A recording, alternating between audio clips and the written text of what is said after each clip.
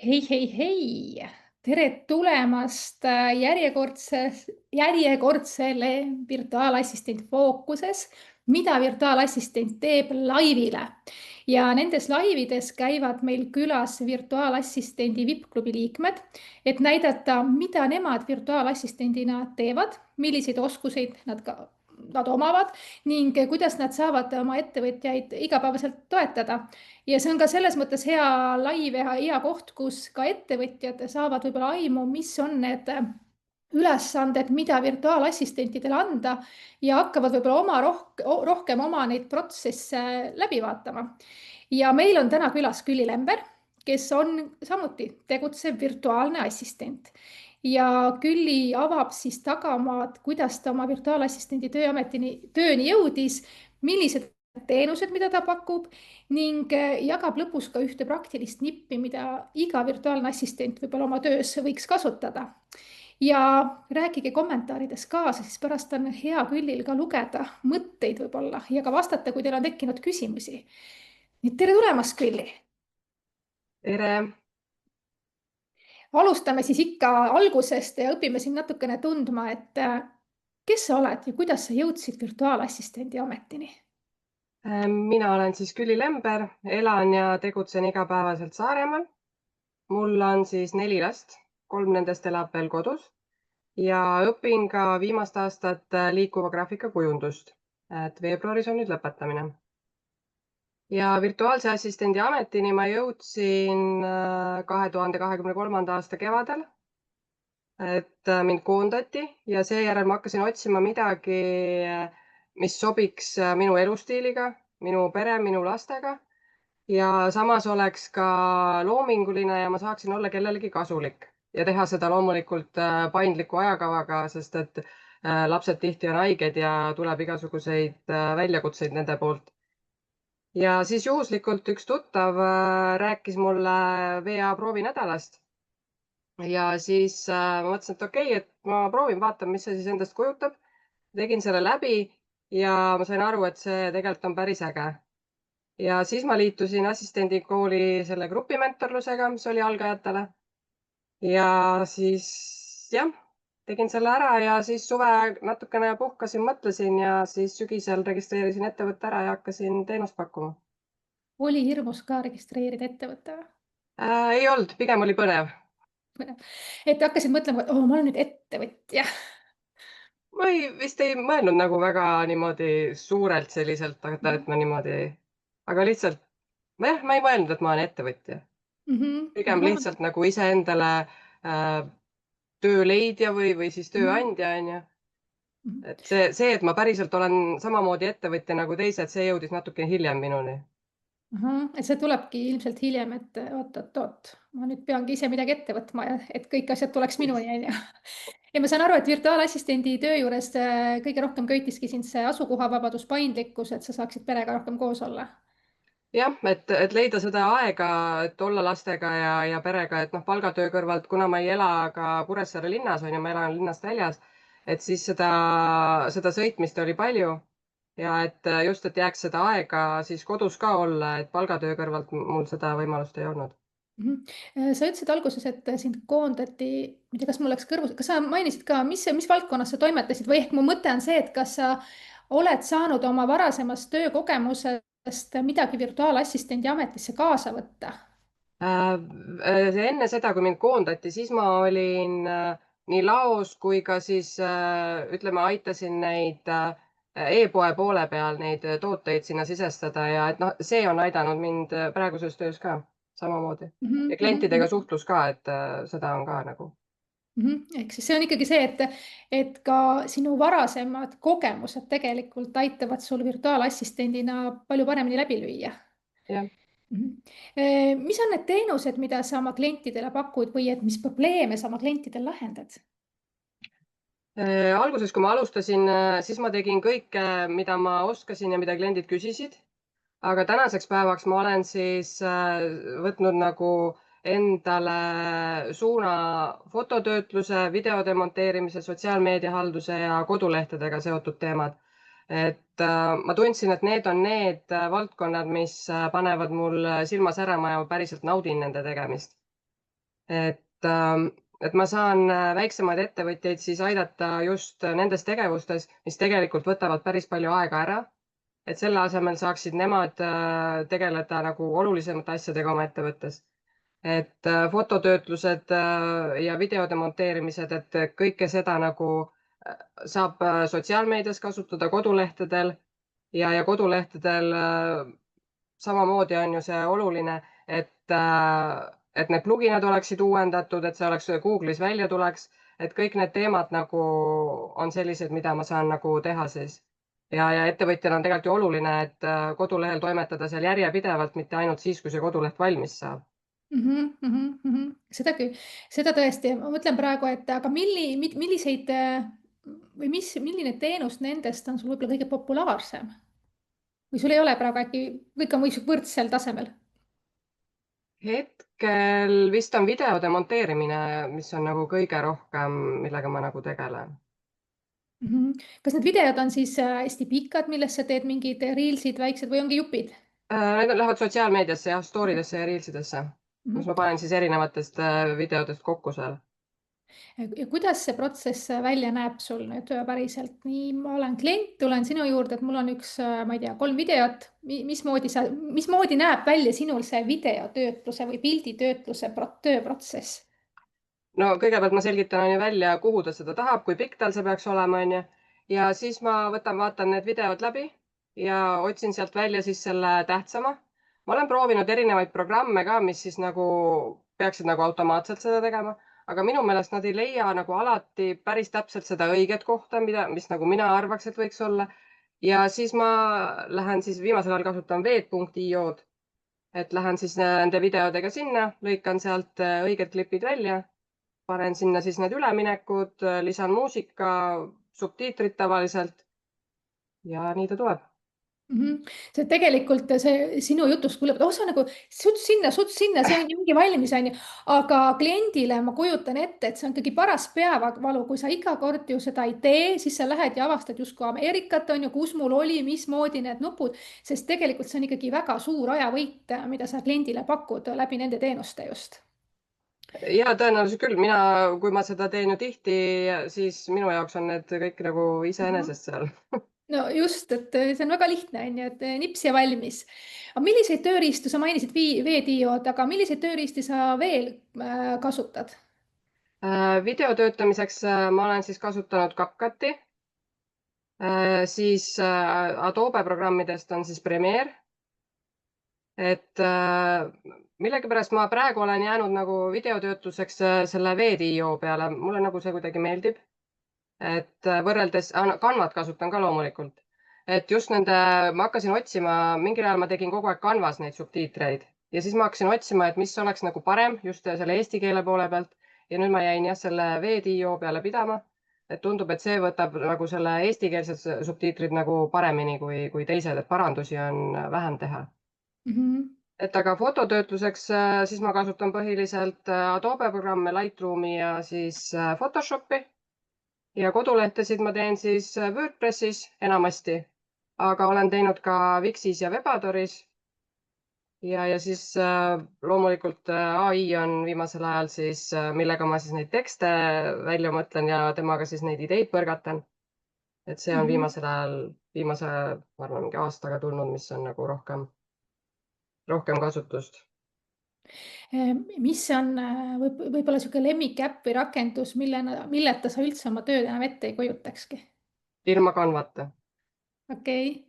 Ja Canvas on hästi suured need võimalused ja mulle nagu hästi meeldis see, et kuigi sa ütled, et sa oled nagu WordPressis enamus kodulehti teinud, siis sa tegelikult oled ikkagi avatud ka sellele, et kui keegi tuleb mingi Wixi või mingi muu platvormiga, et siis sa oled nagu valmis seda endale selgeks tegema või siis leiad võimaluse, kuidas klient saab siis sobiva assistendi, kes sellega tegeleb. Üldiselt need platvormid on ikkagi mingil määral sarnased, et seal nagu see loogika on nagu kõikidel ühtemoodi, lihtsalt võib-olla mingid nupud ja mingid asjad on nagu teisiti, aga loogika on enam-vähem sama kõigil, et ma arvan, et see ei ole probleem, kui on mingi teine platvorm. Aga milline nendest tööriistadest kõige rohkem sinu aega säästab? See on hea küsimus. Ma arvan, et ikkagi Canva, sellepärast et seal ma saan ju postitused, asjad, ma saan seal niimoodi lihtsasti kokku panna, ma saan sealt nagu võtta erinevaid pilte ja mul on seal juba kõik ju süsteemid nagu paika pandud, ütleme ka enda ettevõtte puhul, et samamoodi teen ma ka teistel ettevõtetel, kellel ma teenust teen, et ma teen juba mingid kaustad seal nagu valmis, kus on siis nende need mallid ja ma saan neid igakordselt nagu kasutada, et ma ei pea nagu hakkama iga kord nagu nullist asju jälle uuesti laadima sinna. Et lihtsalt sa ei tee videoid ja pilditöötluseid, vaid sa lood ka süsteemid, et kõik oleks käekäeva juures. Ma enda töös nad ju loon, on ju, et siis miks mitte me seda teha ka kliendile. Et kliendil on ju samamoodi pärast väga lihtne leida sealt Canvast oma neid asju, et kui tal endal on vaja. Väga õige, see on selles mõttes võib-olla me nagu teeme neid asju nii iseenesestmõistetavana, et me isegi ei oska seda välja tuua, et see on ka tegelikult üks see plusspool, mida sa kliendile tegelikult lood, et sa teed need süsteemid tal korda, kui tal neid ka ei ole. See ju lihtsustab seda tööd ju, mis igapäevaselt on vaja teha. Absoluutselt, seda omavahelist suhtlust ei pea kogu aeg küsima, kus nüüd see on või kus nüüd teine on, et pigem võib-olla juhtub see, et klient tuleb, küsib, et kus meil see oli ja siis sina kohe kiiresti saad anda selle lingi, et vot näed siin, et hästi-hästi kiiresti. Ja mõnusaid lugusid on alati väga hea kuulata. Kas sul on mõni lemmikprojekt või lemmikklient ja miks?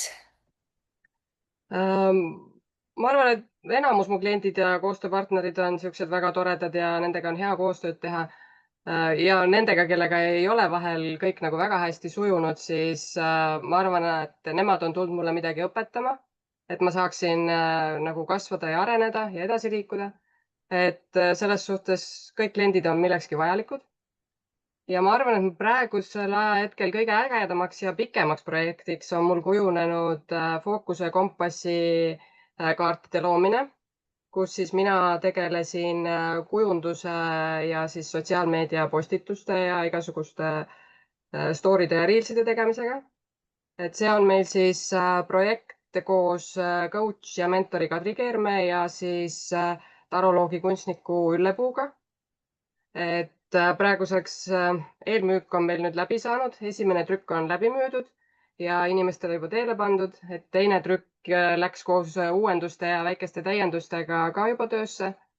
Et see oli meile endalegi vist üllatuseks, et see nii kiiresti ja niimoodi see esimene müük läks.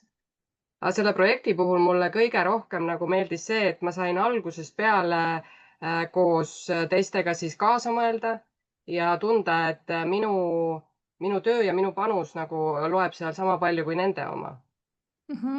Et lisaks sellele, et meil tuli see valmis toode, on ju, siis ma õppisin selle käigus ka, kuidas meeskonnas päriselt toimida ja et kui oluline on see omavaheline kommunikatsioon.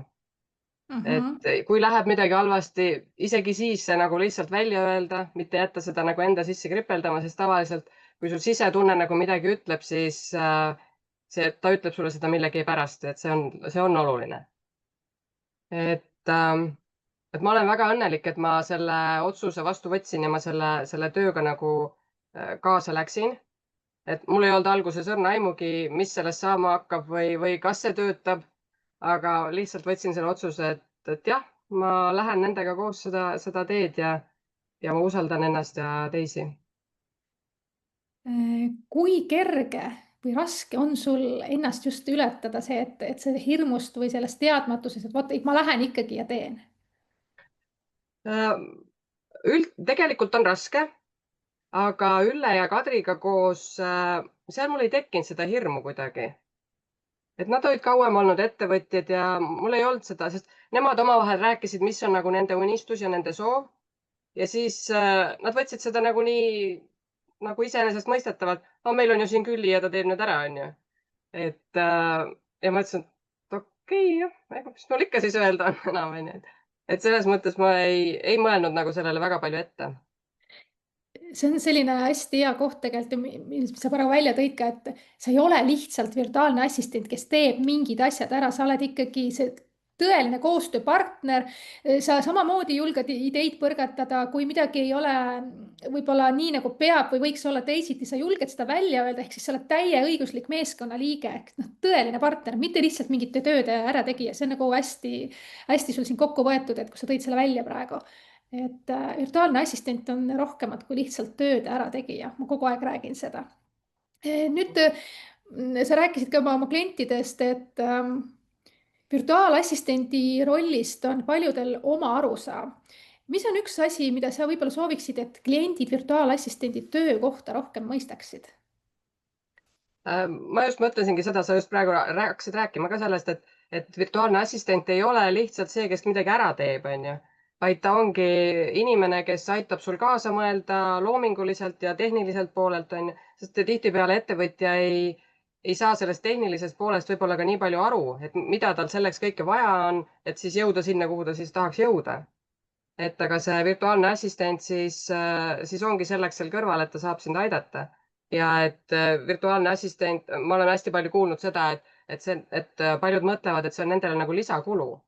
Aga tegelikult, kui sa hakkad nagu teise nurga alt mõtlema, siis see on investeering sinu ettevõttesse ja see säästab sinu aega lihtsalt. Et ta ei pea ise enam oma kodulehte öösel tegema seal oma uneaja arvelt, on ju, või siis jah, raiskama oma aega siis videode monteerimisele, et ta saab palju tähtsamate asjadega sellel ajal tegeleda. Ma kirjutan 2 käega alla, sest et ma mõistan seda, et väikeettevõtjatel, mikroettevõtjatel on see rahapisku võib-olla nii väike, aga kui sa mõtled sedapidi, et kui sa annad selle aja ära, millal sa öötundidel teed võib-olla seda kodulehte või mis iganes kujundusi ja sa saad sealt nii palju aega juurde tegelikult ka päevasesse, et siis sa saad oma ettevõtet oluliselt rohkem arendada. Ma arvan ka, et need kaardid tulid ju ka tänu sellele, et oli sinu näol olemas selline mõnus abiline ja nad said lihtsalt välja mõelda sellise idee ja sellise koostöö, et võib-olla kui nad oleks olnud kogu aeg niimoodi tulekahju kustutamises, siis isegi see idee ei oleks saanud võib-olla sündida, ehk et jah, et ma olen täitsa nõus sellega, et virtuaalassistent on täna ikkagi investeering, et ta ei ole kindlasti mitte kulu. Ja ei pea alati olema üks investeering, üks virtuaalne assistent, vahel isegi 2 on parem ja ei tule ettevõtjale kulu suurem tegelikkuses. Sa väga hästi ütlesid ka seda, et see ei olegi kulu, et see on investeering ettevõtjale. Kas sa oled mingit müüte ka kohanud virtuaalassistendi ameti kohta? No tihtipeale paljud arvavad, et ongi hästi kallis on ju. Et see ongi see, et tal on lisakulu selle pealt, aga tegelikult, kui sa nagu arvestad enda aega, et siis see on ju ka samamoodi samamoodi kallis on ju. Et ühest küljest, et ma arvan, et see on see, mis nagu võib-olla oleks see müüt nagu, et kui üldiselt virtuaalne assistent naudib seda, mida ta teeb, ta on endale valinud, minul näiteks on see videode monteerimine ja fototöötlus.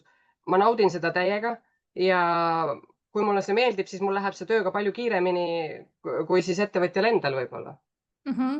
Täpselt nii ongi, et mul tuli praegu üks mõte, aga see vist pani jooksu.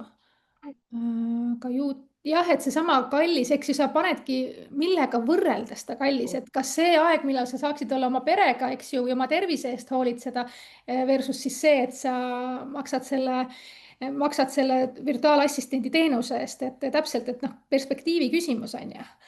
Et ma arvan, et mitte keegi meist pole ettevõtlusega alustanud sellepärast, et olla 24/7 ainult rakkes. Me kõiki alustasime selleks, et meil oleks mõnusalt paindlik elu, aga üksi tihti seda ei saavuta. Aga sa rääkisid nii mõnusalt sellest koostööst, et kui keegi nüüd mõtleb, et okei, Külli on täpselt see inimene, kelle poole ma pöörduda tahaksin, siis kuidas saab sinuga koostööd alustada? Kuidas on sul see hinnastamine ja kuidas sind leida saab? Ma arvan, et kõige lihtsam on leida mind Facebookist. Seal ma olen veebiingli nime all või siis läbi kodulehe. Kodulehel saab broneerida kõne minuga või siis kirjutada mulle ka meili peale. Et siis saab asjad läbi arutada. Vajadusel teeme videokõne, kui on mingi pikem asi vaja arutada. Ja siis leiame selle sobiva lahenduse. Et üldiselt ma olen väga paindlik. Ja minu eesmärk on ikkagi see, et klient näeks, et ta saab sealt väärtust ja et teenuseid ma osutan nii tunnipõhiselt kui projektipõhiselt, et oleneb tööst siis, et kuidas paremini sobib. Kodulehel on mul ka teenused on välja toodud ja osadel asjadel olen ja juurde pannud selle projektipõhise hinna. Et kui keegi tahab, ei taha kohe võtta nagu seda kuupõhist teenust, et siis saab võtta ka niisuguse teenusampsu, et siis katsetada, proovida, kas sobime, klapime omavahel. et siis see ja teenusampsud on mul ka kodulehel üleval. Et Mulle tundubki, et tegelikult on see, et no kirjuta, kui sulle meeldib, kirjuta, küsi ja kõik on läbiräägitav, ehk siis kommunikatsioon on oluline, et vahel võib-olla jääbki sinna, et vaadatakse kodulehte, et oi, see hind on selline, see pakett on selline, aga kirjuta, küsi, äkki on võimalik eraldi kokkuleppeid teha, et minu meelest ka virtuaalassistendid on suhteliselt paindlikud erinevate koostööde puhul, et julge pealehakkamine on ikkagi pool võitu juba. Nii, me rääkisime, kust sa tulid, mis sa teed, kuhu sa minna tahad. Mis on su järgmised unistused? Nendega on natukene keeruline. Et ma olen viimasel ajal mõelnud, et ma tahaksin leida endale püsivamaid ja selliseid kuupõhiseid koostööpartnereid, et luua siis enda ettevõttele ka selline stabiilsem igakuine sissetulek.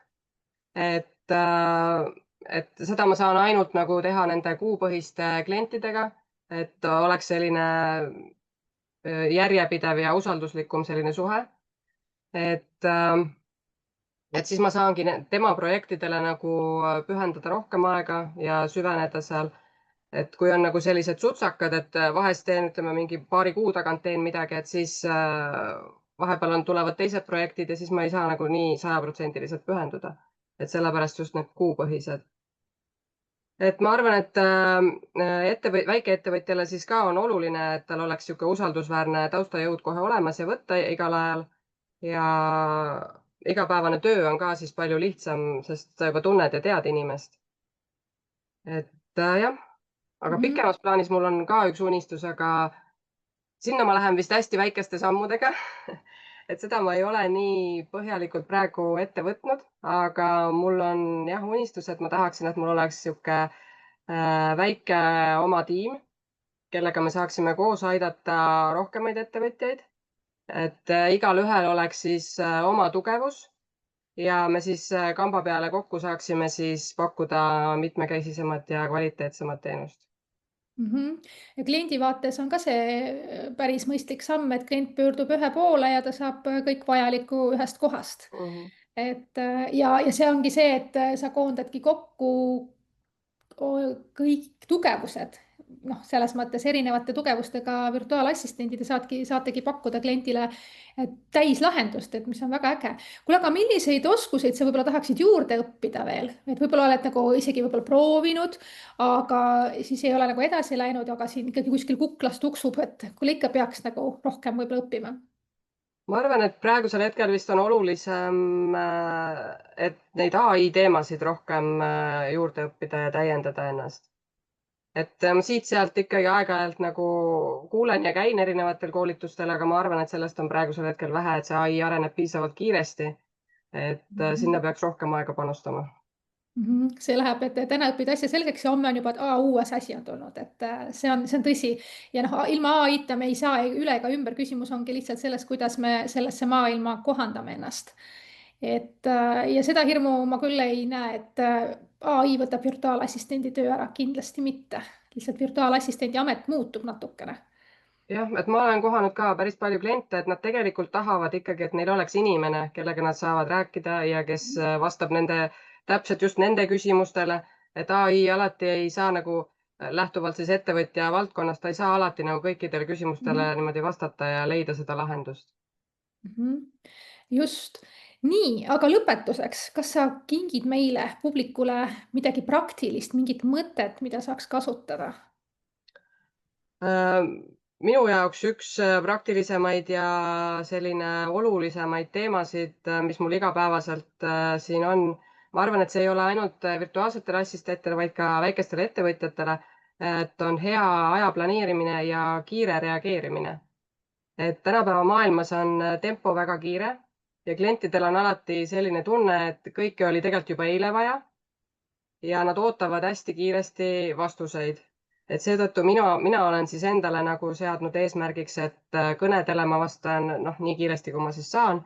Et alati, kui mingi asi pooleli, siis ma helistan pärast tagasi, aga e-kirjadele ma vastan vähemalt siis selle tööpäeva jooksul. et isegi kui ma ei saa nagu kohe öelda talle või siis kohe hakata tema asjaga tegutsema, siis ma vähemalt annan talle teada, et ma olen info kätte saanud ja ma tegelen sellega.